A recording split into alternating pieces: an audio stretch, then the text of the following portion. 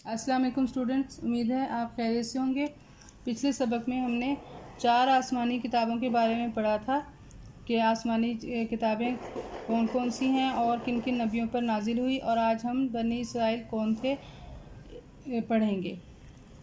तो हम पढ़ते हैं अपना आज का नया सबक, बनी इसराइल कौन थे।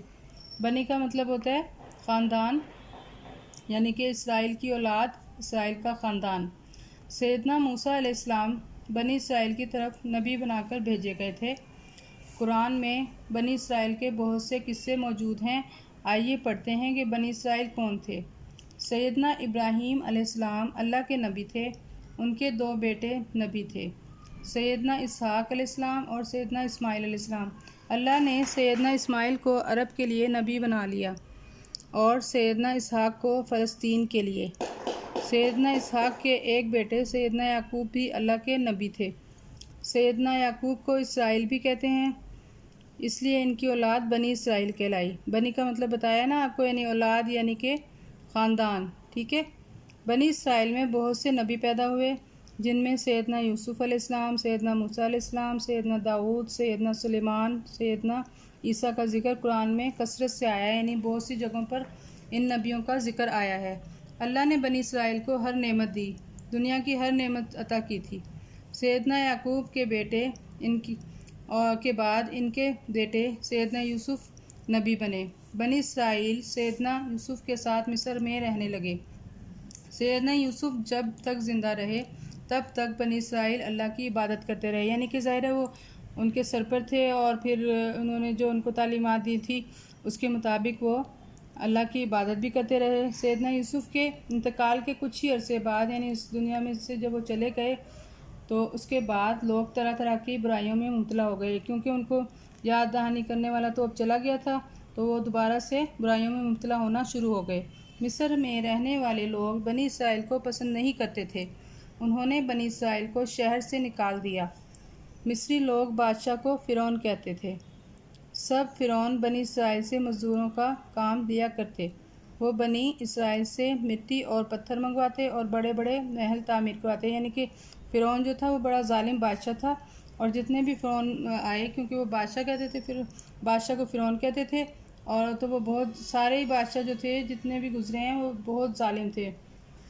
ठीक है। इसी तरह 430 साल का अरसा गुज़र गया। बनी इसराइल जुल्म बर्दाश्त करते रहे। वो लोग लाखों की तादाद में होने के बावजूद जुल्म से छुटकारा हासिल ना कर सके।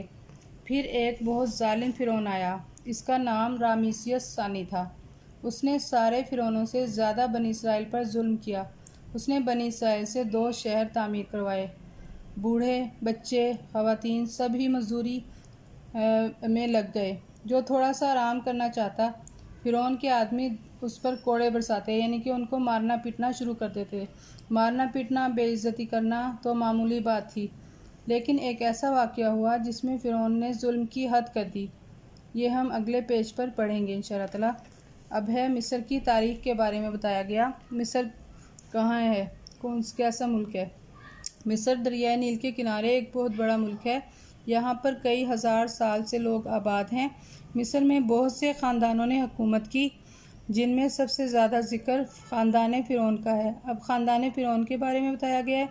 ख़ानदान फ़िरौन का ताल्लुक़ कुप्ती नस्ल से था। ये लोग बहुत बड़ी बड़ी इमारतें बनाते थे और जियोमेट्री के माहिर थे। फिर हमें मिस्र भी इन्हीं लोगों ने तामीर किए थे। मिस्र के लोगों के लिए सबसे ज़्यादा अहमियत दरिया नील की थी। इसी दरिया से ये लोग अपनी फसलों को पानी देते थे। आजकल मिस्र में मुसलमान रहते हैं। आज भी इनके यहाँ दरिया नील उसी तरह अहमियत रखता है। अब हम देखते हैं कि इस सबक में जो हैं बहुत से नबियों के बारे में बताया गया है। मिस्र पर फ़िरौन की हुकूमत थी, जो कि एक ज़ालिम बादशाह था। मिस्र के बारे में बताया गया। मिस्र दरियाए नील के किनारे एक बहुत बड़ा मुल्क है। फिर ख़ानदान फ़िरौन का बहुत ज़िक्र है, और बताया गया है कि कुप्ती नस्ल से थे वो लोग, और वो क्या क्या करते थे, ज्योमेट्री के माहिर थे, और हमें मिस्र भी इन्हीं लोगों ने तामीर किए थे। ये इसके मेन पॉइंट्स हैं। और अब आप लोग जो है ना इसको अच्छे तरीके से पढ़िए, इसका ऑब्जेक्टिव तैयार कीजिए। अल्लाह हाफिज़।